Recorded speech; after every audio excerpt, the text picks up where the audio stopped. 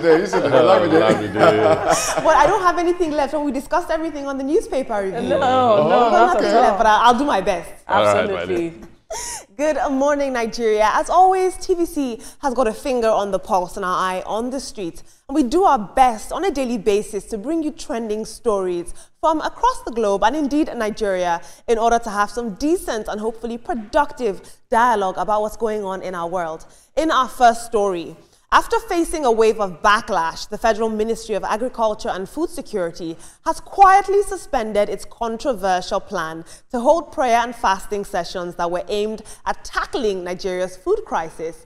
Now, the ministry had earlier issued an internal circular inviting its top-level staff, directors, deputy directors, assistant directors, and value chain officers to join weekly spiritual gatherings at its Abuja headquarters. Now, these sessions were tagged Divine Intervention for Protection and National Development, and they were scheduled for June 16th, 23rd, and 30th, respectively. Apparently, the staff were also expected to fast as part of the exercise. But following extreme and intense criticism online, a follow-up memo quietly announced that the program had been postponed until further notice. Now, no official reason was given for this sudden U-turn. But this reversal from this prayer and fasting is coming after online citizens slammed the initiative and questioned why spiritual measures were being prioritized at a time when Nigerians are battling soaring food prices and widespread hunger. For many people, this move felt a little out of touch and a tad unrealistic. Now, we've had this problem a lot of times in Nigeria. We often spiritualize where we should be providing tangible, real-life policies and real-time responses. But let's take a look at social media. This is a tweet from the Federal Ministry of Agriculture. They say, the ministry has said that prayer is not an official policy to address food security. The Ministry of Agriculture and Food Security on Saturday clarified that its suspended internal prayer initiative was not an official policy of the ministry to address agriculture and food security. So why was it in a memo stated as such? At Senior Man says, it is really unfair what is happening in Benue State. There is serious ethnic cleansing and land grabbing going on in Benue State, the food basket of the nation. But the Ministry of Agriculture is organizing fasting and prayers for food security and sustenance. This is unfortunate. At Shehu Mati says, nonsense. Prayer in the face of budget padding, fraud, theft, misappropriation, industrial dishonesty, zero capacity, cluelessness. Let them share money to Islamic clerics and Christian clergies who specialize in commercial prayer. I don't know if there's a budget for that, Maddie.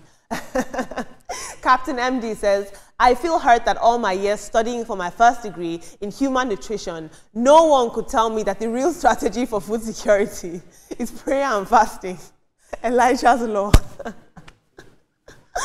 That is very, very interesting. They backtracked very quickly. It wasn't a good time for them over the weekend, I'll tell you that. But moving on, in another development, while global figures from the Pope to the President have weighed in on the recent Benue killings, one homegrown superstar is also speaking out. Music icon Innocent Idibia, popularly known as Tubaba, has broken his silence following the Yelwata massacre, which occurred between Friday night and Saturday morning, leaving at least 59 dead and many more severely injured. Now, Two-Face, who has, of course, never hidden his pride in being from Benue State, has now joined the growing chorus of voices that are condemning the attacks and calling for urgent action. Take a look at this. It has to involve everybody, every stakeholder in this country, every stakeholder in Benue State. You know. It's not child's play. It's becoming ridiculous. It's annoying. Haba, come on, man. I don't even know where to start expressing my sadness, my grief, my anger, my frustration for these things that keep happening over and over again. You know, every time, okay, we call on the governor, we call on the president, we call on it's how about, oh man, this thing is not funny. Very interesting. Now, while some people at home might be questioning, what is the relevance of TVC News coming out? He's not a political actor, but he was appointed the technical advisor to Governor Alia, and he is indeed a non-state actor. It is important that right now, Benue people rally around one another and speak out and condemn these killings. Now, if you are curious as to how you can help, if you are in Benue State or from Benue State, they have said that they need a lot of blood and medical donations. That is how we can help. He's a non-state actor, and he is very influential. It's important that he allies with his state at this time. Let's take a look at social media. At Bobby Cash says, Two-Face, this is not a sitting at the back of a camera to talk time. You should be in Benue, hopefully in your town, leading the front line of the protest. How many guns have to be bought for the vigilante youths of your people? Yes, it has gotten up to that point.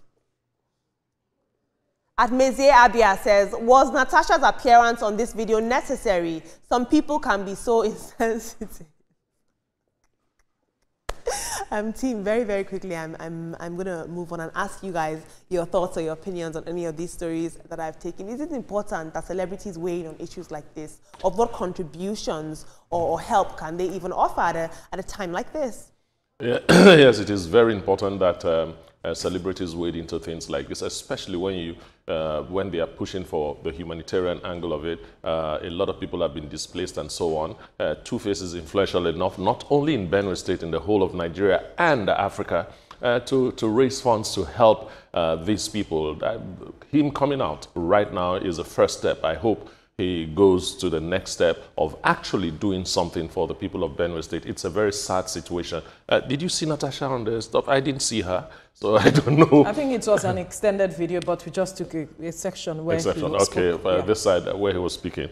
All right, and then prayers for the Federal Ministry of Agriculture. It's not, we are a secular state. Nigeria is a secular state, so things that has to do with spiritual exercises shouldn't be on any government memo. That's where they got it wrong. Now saying that, look, it's not an official policy and all. What was he looking for in a memo that was circulated? That's all I have to say.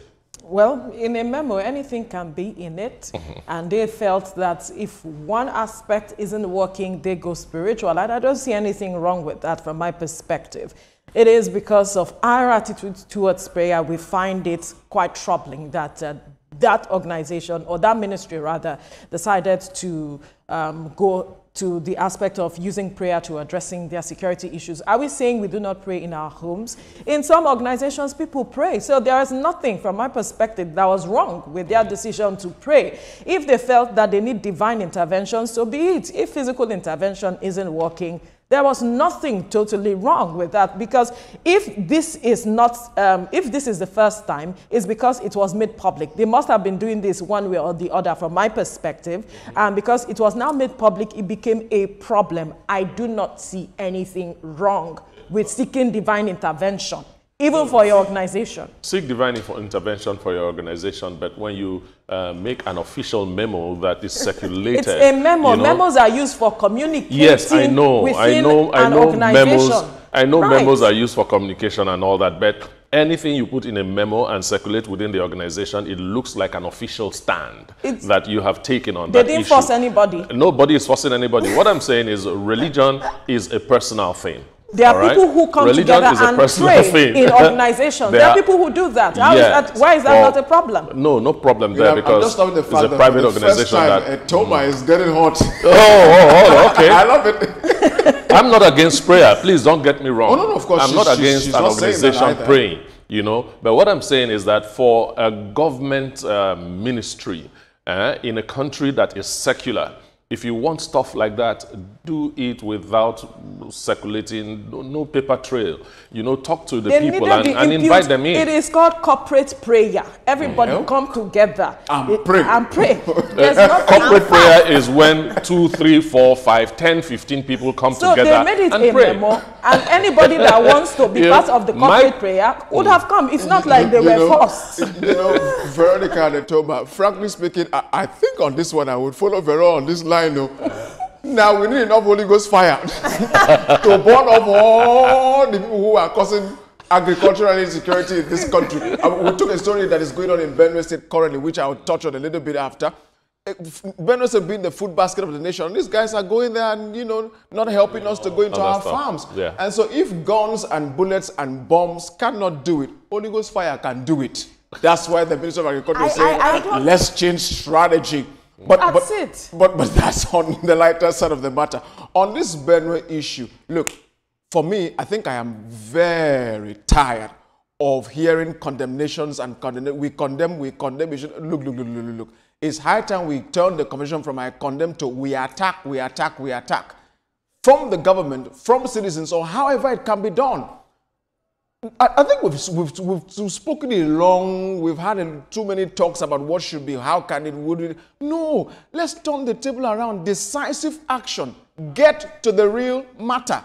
Arrest, kill, do whatever needs to be done to bring peace to the country. Let's stop all this I condemn. I don't need more condemnation. We need more action to produce results. That's all. Absolutely. Thank you so much for your submissions. I put it to you that faith without works is dead. It would be great to see them do tangible policies. Then we'll now pray on it. Thank you. Moving on, in entertainment news, Nigerian superstar Davido has withdrawn from 50 Cent's upcoming concert in London. And it's a move that has, of course, caused widespread speculation and conversation across the music world. The event was part of 50 Cent's Legacy Tour and was scheduled to take place on the 3rd of July at the Tottenham Hotspur Stadium, with acts like Mary J. Blige billed to perform. Now, Davido was initially set to join the lineup, but announced this Saturday, June the 14th, that he would no longer be participating. While the singer did not provide specific details about this breakdown, he attributed his decision to unresolved issues surrounding the event's planning and execution. Issues that he's claiming compromise the standards that he upholds in his performances. He also stressed that his withdrawal was not linked to his ability to sell tickets. What has actually raised eyebrows, though, in this whole story is how he ended his statement. He said that Africa must be respected. Now, although he did stop short of naming names or citing one particular clear incident, the tone has left many wondering whether his decision was a quiet stand in defense of African music, its value, or even our treatment on the global stage. We've had this conversation several times about African artists or African talent not being as respected. Perhaps this was a quiet protest by Davido to say, look, I am just as big as any other global superstar, and I won't settle for less, or I won't compromise in how I'm treated. And if that's the case, I absolutely support him. Let's take a look at social media. Sonwa says, Davido doesn't even have the biggest fan base in Nigeria or even Africa. Trying to make it about Africa is nonsense. Take your L and move. For my people who are not Gen Z, take your L means take your loss. It means you've lost. Alabi says, it's a massive loss to 50 Cent and co. That megastar Davido won't be performing. I'm very sure it was because of Davido people were buying tickets. Shout out Obio. Moving on, another development. A Nigerian healthcare worker, Adewale Kudabo, has been sentenced to 12 months in prison for sexually assaulting a female patient while working at York Hospital in the United Kingdom. This 47-year-old was assigned to care for this woman who was reportedly in severe pain and required assistance with even things like basic hygiene. Now, the prosecutor, a man called Henry Fernandez, told the court that the first incident occurred after Kudabo had bathed the patient. Instead of concluding the care professionally, he leaned in and kissed her on her lips. Now, although this woman was in pain, she tried to move away, but was unable to prevent the unwanted contact. Now, several days later, he allegedly approached her again, asking if she wanted another bed bath. This Nigerian man now attempted to kiss her a second time, managing to plant a kiss on her lips despite her efforts to avoid him. The victim was, of course, deeply disturbed by these encounters and reported the incidents to the police. The court heard that she has since suffered from anxiety and flashbacks linked to her experience at the hospital. Kudabo has now been convicted and handed a 12-month custodial sentence. We spoke earlier on the newspaper review about the international narrative that surrounds Nigerians. One more man has gone to go and disgrace us abroad. Interesting. Moving on in international news, the US President Donald Trump has marked his 79th birthday on Saturday with the largest military parade the country has seen in decades. It featured tanks, aircraft flyovers, and nearly 7,000 troops marching through Washington, D.C. This event was staged to commemorate the 250th anniversary of the U.S. Army and reportedly cost up to $45 million, according to military sources. Trump, standing before the spectacle, described the US as the hottest country in the world. But despite the grand intent, the parade has drawn mixed reactions online. Social media was flooded with images showing sparse crowds and what some described as disinterested or out-of-sync soldiers. People are questioning both the timing and the tone of this display, with some comparing the American parade to parades in authoritarian states like China and North Korea. Online commentary has branded the event humiliating and uninspiring, with several posts suggesting the lack of crowd turnout and enthusiasm signaled a disconnect between the organizers and the public mood. Now, although Trump aimed to project strength and patriotism, the subdued public response has left observers divided on whether the parade has bolstered national pride or simply missed the mark. Very interesting. Now, in the video that we could not play here, the American troops marched terribly, and people were comparing that and juxtaposing that to Chinese troops who marched in perfect sync, in perfect order. When you looked at the Chinese army, you were scared. When you looked at the American army, you felt like maybe you could take a shot at them. But before I hand over to my team, I'd like you guys to please chime in with your perspective with the hashtag #TrendingNowTVC on any social media platform of your choice. I promise you that we are listening. Team, can you imagine this Nigerian man working as a healthcare worker in the United Kingdom, saying that in order to comfort this older woman, he kissed her several times on her lips, and that is his defense in court? Yeah, a pervert is a pervert. That's all I have to say. The man is a pervert. You know, when I see people like that do things like that to older people or very young people, I just know that they have an issue upstairs that needs to be, how do they put it in Nigerian parlance, need to be set. Somebody has to set his brain, you know. They have to reset it. Yeah. Now, the issue is not whether he's Nigerian or not. He's a pervert. And that cuts through all nationalities, tribe, and so on. Trump, at 79, I thought it was Kim Jong-un that would celebrate his birthday showing military might, you know, the way that he did. I think that is why the American people did not react favorably to what he did. What was in his mind was to show the rest of the world that, hey, America is the hottest country, so you cannot mess with us. Davido, 2 thumbs up to you. Don't take an insult. You're a big star, and I like what you did. I'm looking at a situation where maybe Mary J. Blige is paid $150,000 and they are offering him $25,000, and the guy says, no, that can't happen. So I like what he did. I admire you for that, and I hope you keep it up. Reminds me of the Idris same 50 Cent situation back in Nigeria, how Idris was talking about how Nigerian artists need to be respected. And here we go again, still talking about the matter of respect. I think we have seen Nigerians or Nigerian artists do a lot with regards to their image, their craft, their music. And so respect has to be accorded them, no matter wherever they are coming from, whether they are Nigerians, whatever country they are coming from, and you are inviting them, you feel that they deserve a spot in your concert, you should treat them alike as others. It's important. And to the pervert in the UK, I think it's important he is deported and he should face the full wrath of the law. He's just in the UK for 9 months and he's already doing this. It's sad.